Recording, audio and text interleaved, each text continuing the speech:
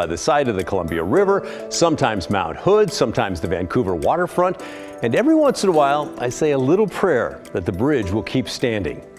Yeah, it's that old. We should all care about its replacement and when that will happen, and I know that you do care, and that's why it's our big story tonight.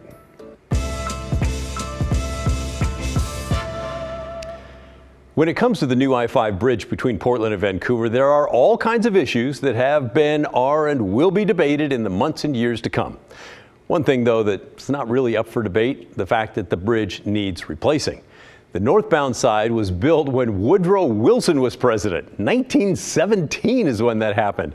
And on the other side, it was when Eisenhower was in Oval Office.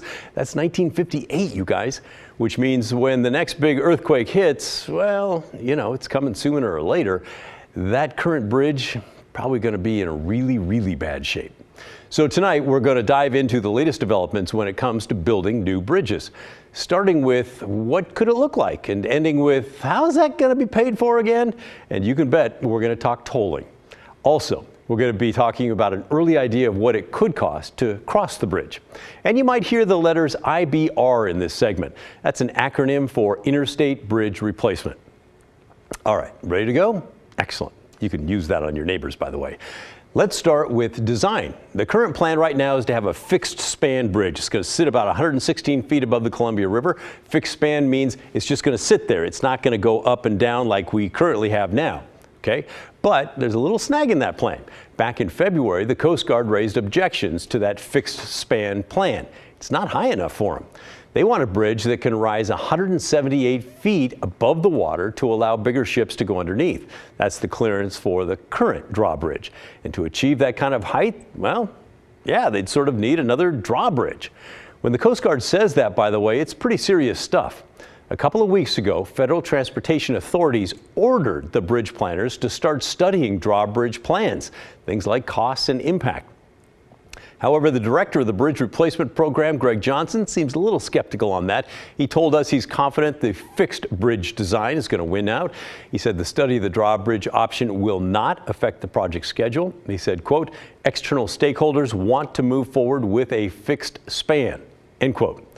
Construction is scheduled to begin sometime in 2025. But that timeline depends on the federal government's approval, along with billions in federal money. And you may be connecting the dots here. If the Coast Guard, a federal entity, is not happy with the current design, will the feds give final approval? Republican Senator Bill Hansel of Athena asked ODOT Director Chris Strickler about that very issue last month. So as it relates to design, I think the macro scale of the design is pretty well formed. Light rail into Vancouver, the number of lanes, those kinds of things. But when you look at the details of the bridge itself, we are still looking at the movable span portion. Would there be a cost increase? Absolutely. And I can tell you unequivocally, a cost of a movable span is more than a cost of a fixed span. And so we know that that would cost more. We don't know how much more yet, but it could be upwards of $500 million just for the bridge portion alone. Does the Coast Guard have veto power over the design?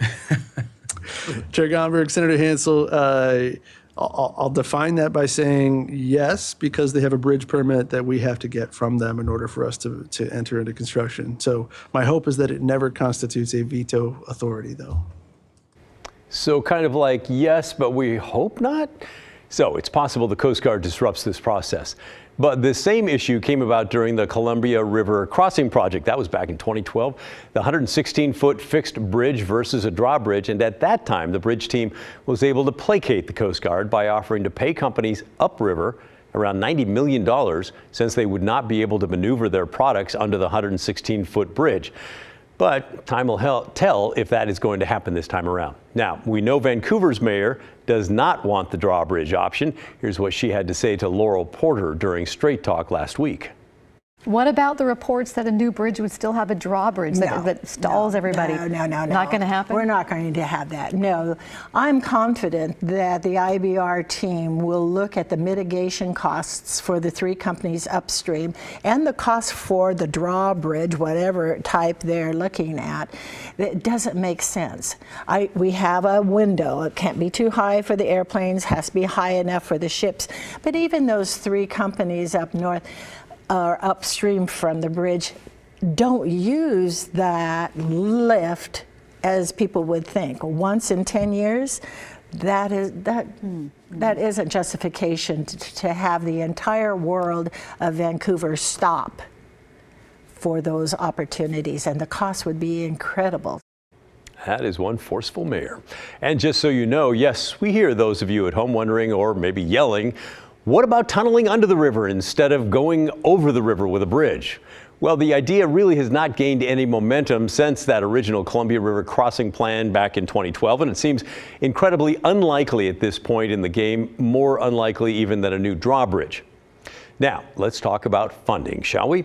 The latest estimate for the cost of a new bridge is around $6 billion, with some estimates going as high as $7.5 billion.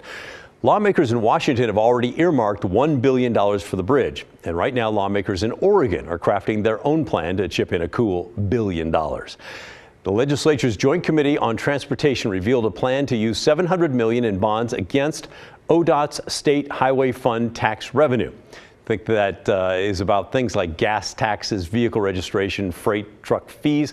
The remaining $300 million would be from bond sales from the state's general fund. And there's been talk of capping the total cost of the bridge project, while lawmakers say it cannot cost more than $6.3 billion. At least that's what they hope. The plan has not passed through Salem just yet, so those elements, they could still change, but that's where things stand right now. And that potential cap on the project's total cost is worth noting. Right now, the best guess, $6 billion. But if the Columbia River crossing project back in 2012 was any indication, costs can really get out of control really fast. And it's clear lawmakers don't want that to happen. This week, we talked to Representative Susan McLean, a Democrat from Hillsborough and co-chair on the Joint Committee on Transportation, to ask about the funding plan.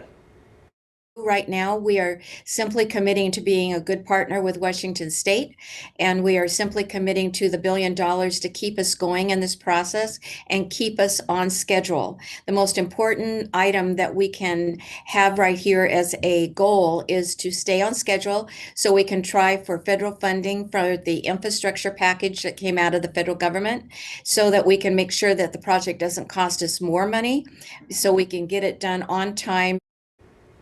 So hopefully that'll all work. How much money the federal government is going to kick in, still a huge issue. The latest estimate from Bridge Project folks show that they're hoping for between $2.5 and $3 billion from D.C. If the state is doing their job, we're going to get this out this session, and we hopefully will have something voted on hopefully by the beginning of May. And the reason for that is because many of the infrastructure grants, both competitive and non-competitive, that we're interested in garnishing from the federal government package are due in May. So we want to be able to stand right there at the head of the queue and show that Washington State and Oregon State have their act together and are working hard on putting together an interstate bridge replacement that's going to serve for 100 years at least.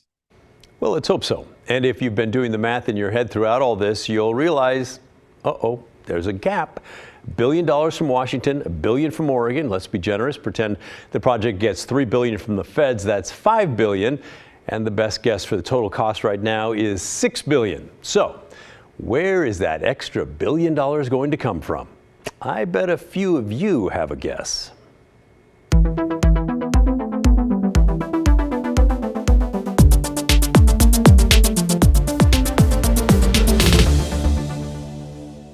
The rest is from tolling. Yeah, nobody likes to say that word. I don't mind. I'm from the East Coast. I grew up with tolling. It's a user fee. Yeah. We should all be paying user fees. Maybe. So now you know how the co-chair of the legislature's Ways and Means Committee, the Money and Budget Committee, feels about tolling. That was Senator Elizabeth Steiner. But yes, the funding gap will be fulfilled by you and me and anyone else who uses the bridge with tolling. And just last week, a committee in the Washington legislature heard testimony on a bill that would allow tolling on the bridge. This is mostly ceremonial because back in 2012, the legislature gave authorization for tolling on the Columbia River crossing plan, which never happened. But this bill has another purpose as well, and that's to ensure that tolling revenue is used only for the existing and future I-5 bridge projects. with the passage of this bill, the I-5 bridge replacement would become the 7th piece of infrastructure that we've told in order to fund its construction. And it's really fun to cut ribbons and open projects. It's less fun to pay for them. We have recognized that there would be tolling on this bridge from its inception. And so this is something that needs to be done. We do need a new bridge there. We can argue about, the design and how many lanes and how many GP lanes and how many HOV lanes and whether we put light rail on it or not. All of those things need to be decided, but we all know that it needs to be tolled.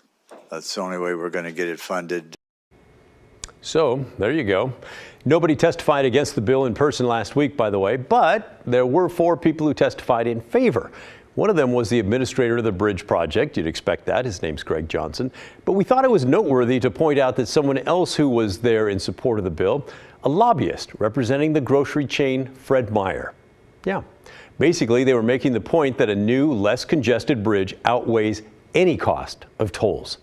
The committee also talked about how programs for low-income folks are still being discussed, whether they'll pay less of a toll or maybe just get to cross for free. And the plan as it stands right now is to use variable rate tolling. That means the prices go up during morning and evening rush hour and then go back down during the off rush hour hours. The idea is to discourage people from traveling at peak times if they don't have to, and in theory, reduce congestion. And many of you are sitting at home now and wondering, well, how much will these tolls be? State lawmakers in Washington were wondering that as well.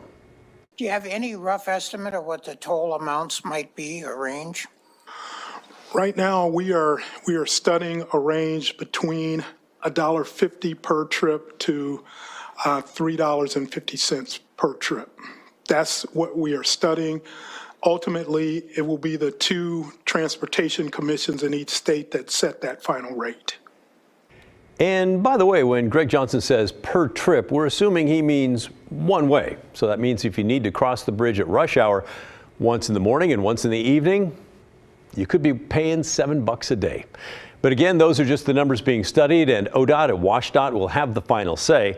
But if the bridge project folks are studying those numbers, you can get a pretty good bet that it's what's going to end up actually happening. So tolling is coming for the new I-5 bridge. Buckle up. Let's do a quick recap on the many updates to the bridge project that we touched on today. First, a new bridge is needed. Not much argument there. The fixed span is the current design that seems most likely, but the Coast Guard doesn't really like it, so we'll see. They could, I stress could, deny a critical permit for the construction if they really dislike it. When it comes to funding, it's $1 billion each from Oregon to Washington, with lawmakers in Salem still ironing out the exact details of our plan.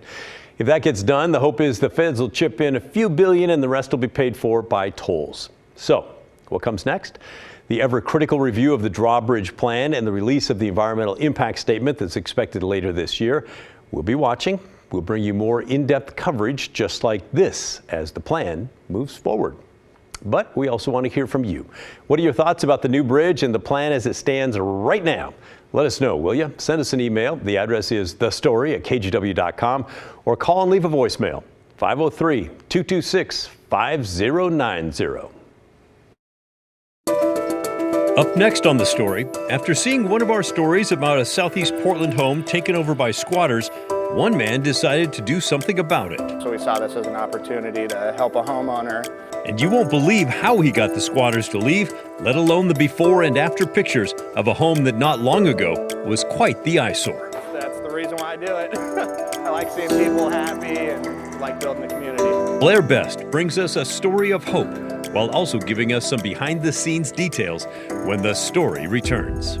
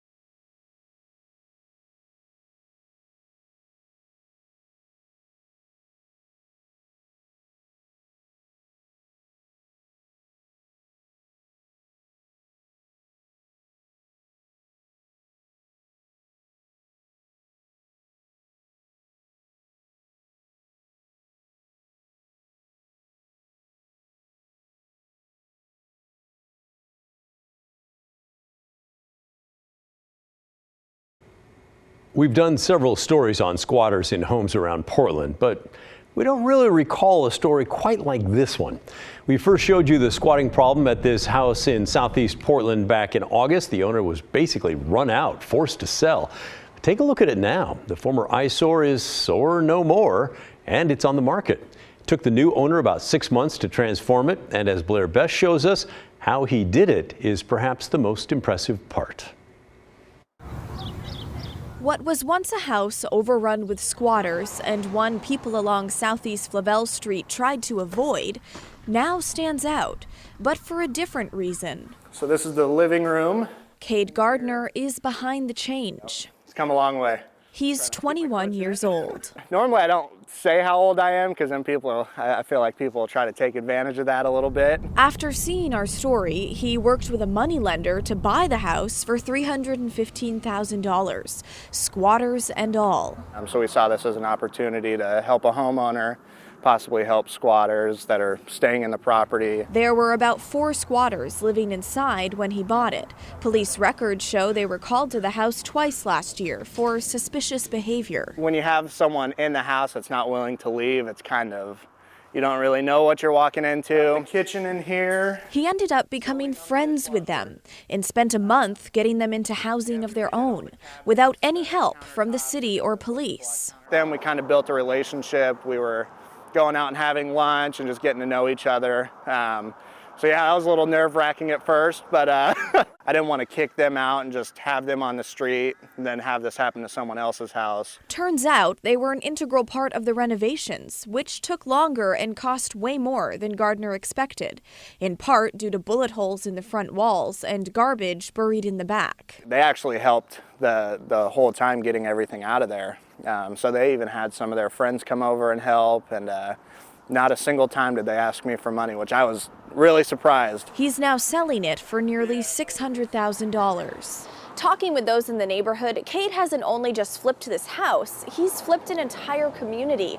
He's now even offering to do small renovations on the surrounding houses, all free of charge. And yeah, it feels good, like the neighborhood is coming around. Sam Maggie has lived across the street for 16 years. It does feel nicer, like when you're walking the dog or something past the house, for sure. That's the reason why I do it.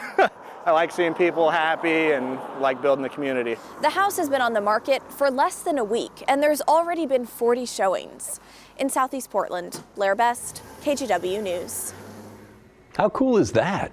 We love that Blair always tries to give us behind-the-scenes looks at how her stories come together. I mean, you know, kind of fulfills the motto of our show, more to the story.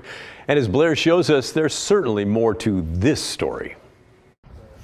All right, so this neighborhood off Southeast Flavelle Street is actually kind of interesting when it comes to squatters, because there's been more than one house right here in this stretch that's been dealing with squatters. The house that we featured, and then I don't know if you can see behind me, but one of those blue houses also had squatters, and we talked with the owner and they were just able to get them out, and now they're selling the house because it's too much for them to deal with. So it's he described it as being kind of a new renaissance for, you know, them clearing out both houses at the same time, and that for whatever reason squatters seem to be attracted to this section of Southeast Portland. So just sort of an interesting tidbit. Okay, and also something I want to add. So I feel like many of you will be sitting home wondering, how does this 21-year-old have hundreds of thousands of dollars to buy these homes and then offer free renovations for the neighboring houses? He works with a private investor. They go back several years. They're close family friends, and they work together to try to revamp communities and really help communities through this house flipping. Now, as for those smaller renovations that he's offering the neighboring homes, it's something that he wants to start doing every time he goes into a community and flips a house, primarily like problematic houses like the one we featured. He says he's going to start budgeting like a couple $1,000s so that he can offer, you know, the next door house a new paint job or to clean their roof off or things like that. All right, thanks, Blair. Super interesting. Still to come on the story, it's an issue that we followed for months. State workers living outside of Oregon being reimbursed by taxpayers for commuting back to the office.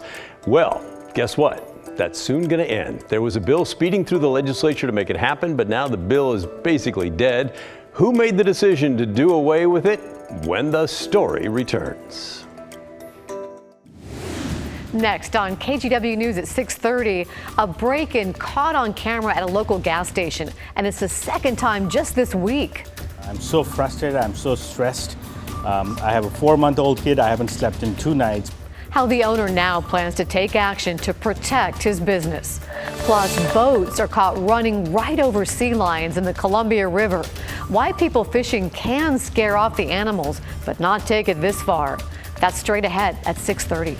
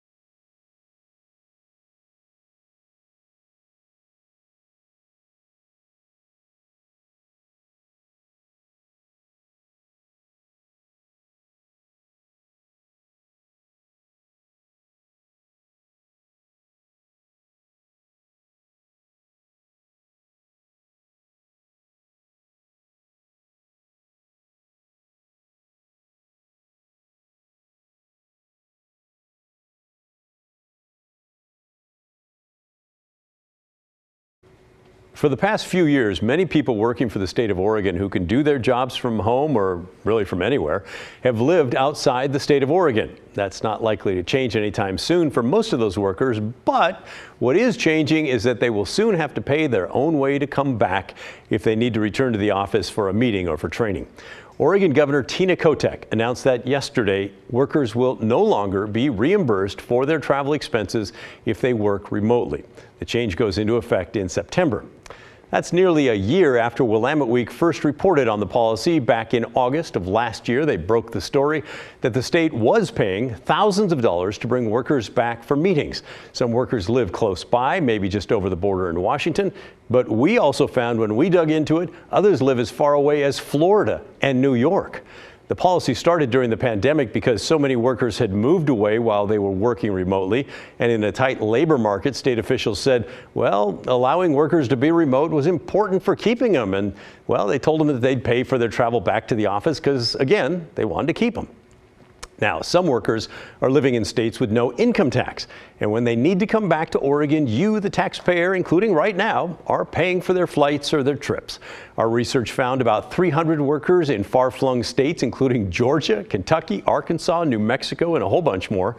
We also found state agencies had paid at least $35,000 to bring remote workers back to Oregon. I know it's not a huge number when you're thinking about a state budget that's like $32 billion. But plenty of people on both sides of the aisle said, that's a bunch of baloney. It's time to change that policy. Senate Bill 853 was introduced this session by Senate Minority Leader Republican Tim Knopp. The bill had bipartisan support. Knopp actually called it the session's most bipartisan bill, and he may have been right. It sailed right through the Senate, approved unanimously. Well, actually, it sailed through after they fixed the things the union did not like about it. But here's what he told us earlier this year after the bill was first introduced. There are every member of the Senate wanting to make sure this policy changes. And we're going to work to try to make sure that it does. We have nearly half the House as sponsors as well. And I think people recognize the inequity here, and that if this policy continues, that it will continue to be exploited by more and more employees. But before the House could work on it, which was scheduled to happen today, Governor Tina Kotek came out and changed the policy on her own, announcing the change yesterday afternoon. We wanted to know why the changed policy now, all of a sudden. Her office told us, well, the governor's reviewing COVID-era policies in the wind down of the public health emergency. Human resources policymaking should be flexible and responsive to workers' needs and the work environment at the moment. Not exactly sure what all that means, but it means she decided, and that's the way it is. So it looks like now Senate Bill 853 is dead. Today's public hearing was pulled off the calendar, but Senator Knopp said he is grateful for the change. He told us, "I appreciate the governor joining us in our effort to end this unfair and wasteful policy."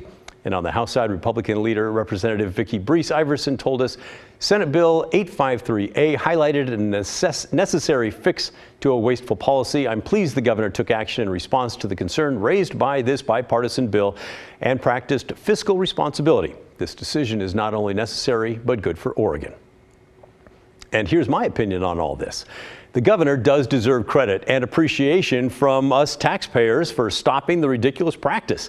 As the treasurer, Tobias Reed, told me months ago, if you want to live in another state other than Oregon and work for the state of Oregon, okay, but don't expect us to pay for it when you need to get back for a meeting.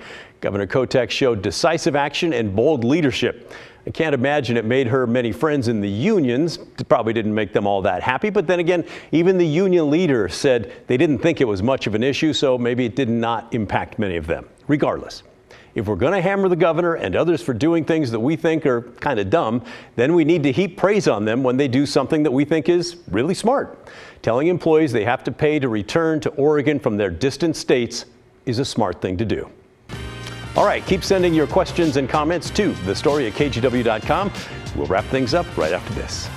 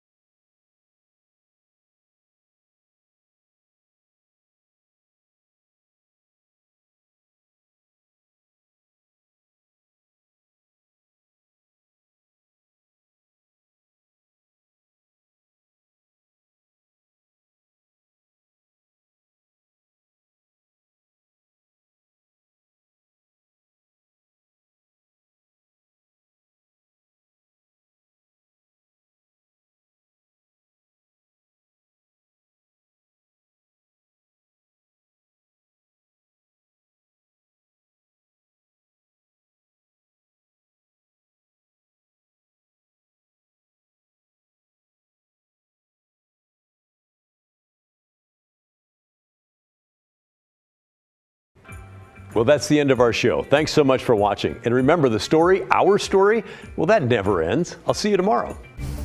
This is KGW.